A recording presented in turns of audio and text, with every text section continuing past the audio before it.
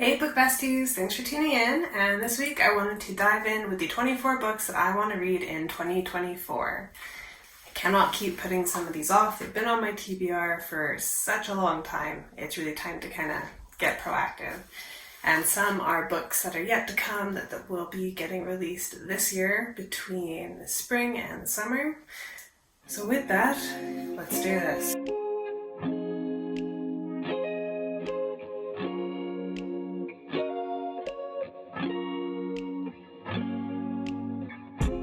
First up is Sword Catcher by Cassandra Clare, her first adult fantasy book. And I've tried to start it a few times, but I never really get past 50 pages.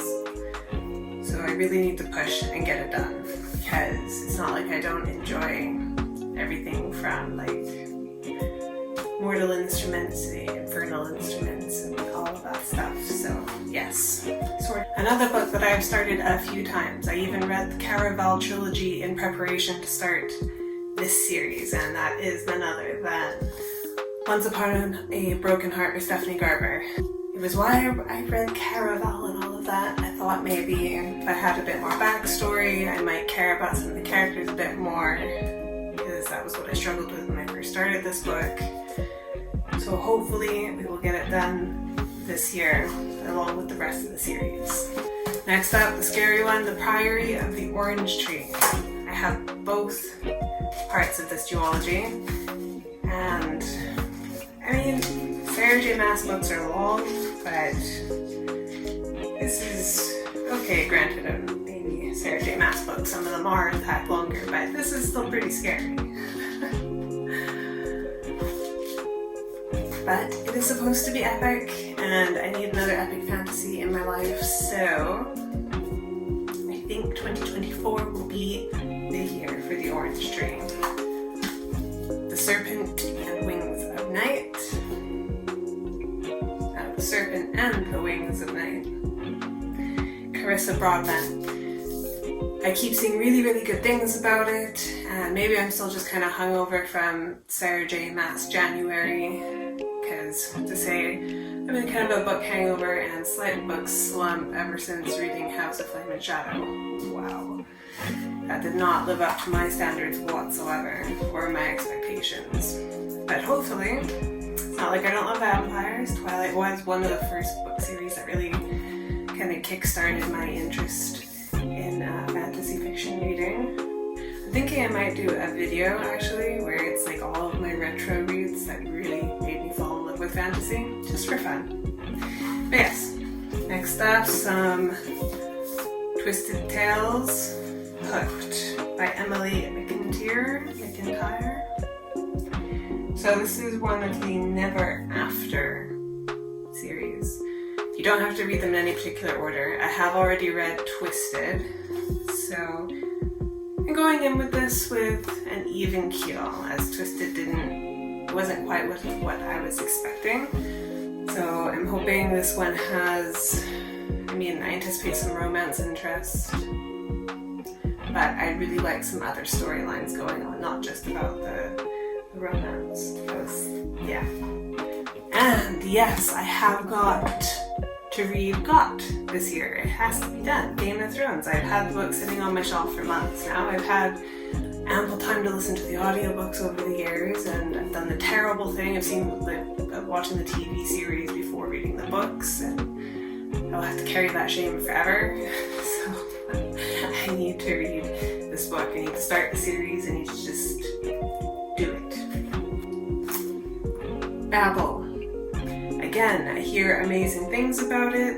I really keep meaning to give it a try, and for whatever reason, it always seems to fall onto the back burner and I never get around to it. It's ended up on my TBR through jar picks, through popular vote, every time it's one of the ones that I leave till the last to read when I'm running through that month's TBR, so but yes, 2024, we're going to try and get it done. We're also trying to do as many of these 24 in 24 off of my TBR shelf because there are so many. Next, Hellbent by Leigh Bardugo. I've read The Ninth Gate, and I actually really enjoyed it, so I have high hopes for this one, and I'm looking forward to the conclusion. Very much so. Stone Blind by Natalie Haynes. I do love me some Greek mythology retellings, or Greek-inspired fiction. I absolutely love it. And I know this is up for a few different awards, so I definitely want to read it. I have started the series, and now I have to continue the series. Unravel Me. So I read Shatter Me last year, and I struggled with the writing style a little bit, the scribbling out and all that kind of stuff. Like, it was quirky at first, and same with some of the repetition, but then it gets kind of old after a bit, so I'm hoping this book is less of that and more of the, character development arc and her kind of pulling her shit together. But I will keep going with the series. It's an interesting outlook on things. Another duology I bought, and I haven't started it yet, so Dance of Thieves by Mary E. Pearson. Not too sure what this one is actually about, but I hear good things. Set in the world of the Remnant Chronicles. Now those I have read. I read those forever ago though, so I might have to give those a reread at some point before I start into these, refresh, because it has been a long time since I've been in that world. But yes, I hear good things, so I will get it done now. So, in my 10 before the end, last year, one of the books that I actually got through was The Secret History, and I will not lie to you guys, I find it extremely painful to read, just boring. I couldn't get into it. It just wasn't happening. I pushed myself all the way through it, but if you asked me to pull out little bits and pieces, it's just not going to happen. There might have been one or two quotes that I found either beautiful or moving in some way, but the story itself is just kind of bland and sort of, I don't know, pretentious. But I am going to give If We Were Villains by M.L. Rio a go. I was told not to read those ones back to back because they're very similar. And God, for my sake, I hope someone was exaggerating, because if this is just like A Secret History, then I'm probably going to end up DNFing it. And I don't want to go in with that kind of negative energy, but we will see. Fingers crossed, but babes. Next up, I finally need to get to Verity. Give Colleen Hoover a try. It's one of those names that is relentless on Book Talk and BookTube. It's everywhere in Bookstagram. But I got this in special edition because it was on sale last year, but again, I haven't been in the mood, haven't been feeling it, but I really want to give it a shot. Got to be done. I'm definitely falling into my dark romance era right now. Because next up, Credence, Penelope Douglas. Again, heard fantastic, amazing things. And with some of the dark romance stuff that I've been reading lately, it all seems to be kind of my jam, so I think I'm going to have a lot of fun with this one. Another Penelope Douglas, Corrupt. Finally going to start the Devil's Night series. I think there's 4 books, 4.5 books. There's a couple novellas, but again, with the dark romance, they're really going to enjoy it. And more dark romance. Den of Vipers.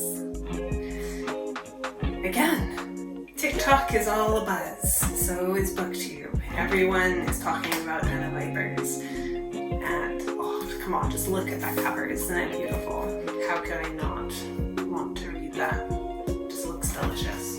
So, Dowry of Blood by S.T. Gibson.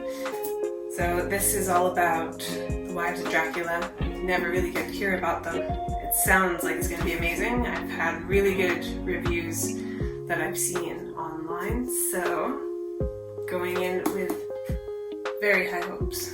And then the only ones left now are ones that I still need to get. So, Leather and Lark, which is the book that goes with Badger and Blackbird, part of the series. Leather and Lark, that comes out June 4th. Powerless 2 comes out 4th of July. A Touch of Chaos, which is a Hades and Persephone remaking or retelling by Scarlett St. Clair. It's the 4th one in the series. It should be the concluding book, and that's due the 12th of April. I also want to read Pandora's Jar by Natalie Haynes, and Still Eating, and There Are No Saints, and Gothicana. And that is the 24 books that I have got to read in 2024. Top of the TBR. It's gotta be done. And with that, my book peeps, remember to like, subscribe, share, all that YouTube fun stuff that you know how to do. And I will see you next week. Have an awesome day. Much love.